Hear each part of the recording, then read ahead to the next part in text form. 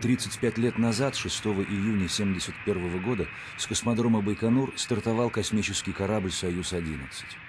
Экипаж космического корабля «Союз-11» к старту готов. Командир экипажа подполковник Добровольский.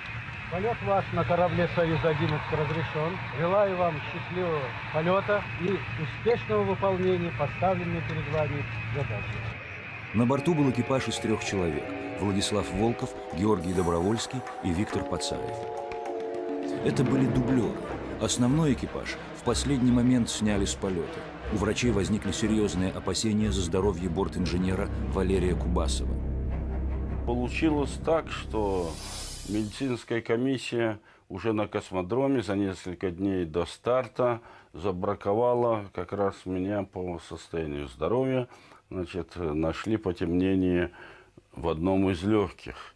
Нас от полета отстранили. Я был сильно расстроен, да и Леонов был сильно расстроен и переживал.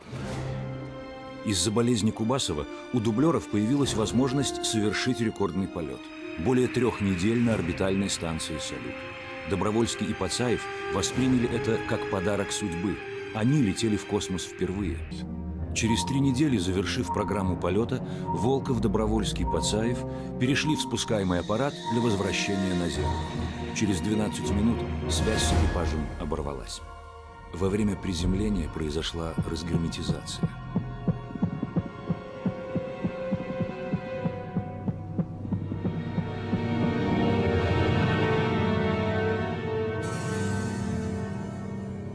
Космонавты Волков, Добровольский и Пацаев погибли.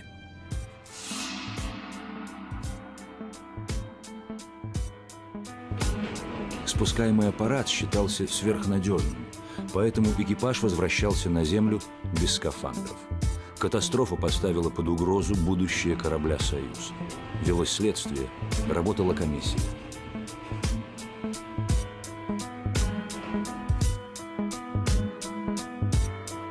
Для советской космонавтики началась черная полоса. Полеты прекратились.